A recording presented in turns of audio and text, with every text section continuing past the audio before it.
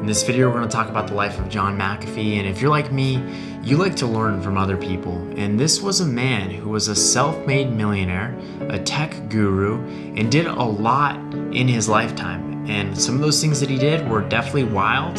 I'm talking he was on the run internationally as a fugitive. He also ran to become president of the United States, yes, of America. I do believe we can learn from his life story. So John McAfee's career kicked off in 1987 when there was a virus called the Pakistan brain. This was developed by a coder, and he wanted to make his work known, so he literally put his name in the virus. John spotted this and saw an opportunity to create a program to stop this virus. He also saw an opportunity to make a multi-million-dollar business because at this time, 90% of people didn't know what viruses were and they did not realize that there were gonna be a problem. So John figured, you know what, let me create this software solution. He literally put billboards up, gave it away for free, and before he knew it, Fortune 100 companies were using it, Fortune 500 companies were using his software.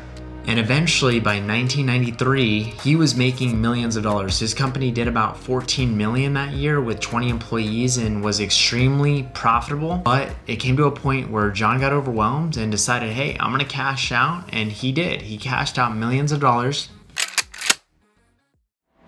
In 2000, he moved to Colorado, decided, hey, I'm gonna settle down, picked up 280 acres, built a meditation and yoga center, and was really going on this spiritual journey.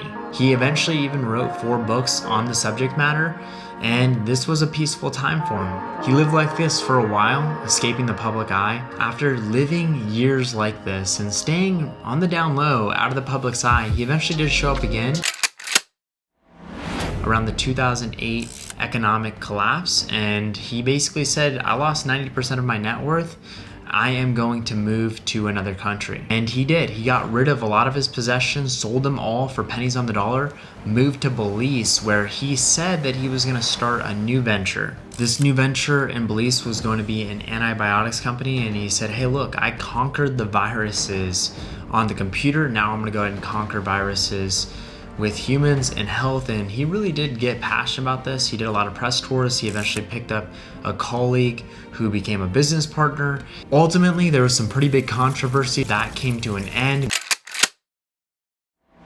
2012, the biggest controversy of his life popped up. Accused of a crime, had to become a fugitive, and eventually fled Belize to another country, went into hiding, and lived his life like this for a few years. And eventually ended up in Canada, Montreal, in 2014, where he started what he said was going to be his last run. It was a company called Future Tense. Its first product was an application that allowed you to see which apps were tracking you. This project didn't go too far, and John got passionate about something else. In 2016, he started his own political party called the Cyber Party, and later decided to go ahead and shift to the Libertarian Party and went on a run to be the president of the United States. Obviously, this run didn't go too far. John did not become president.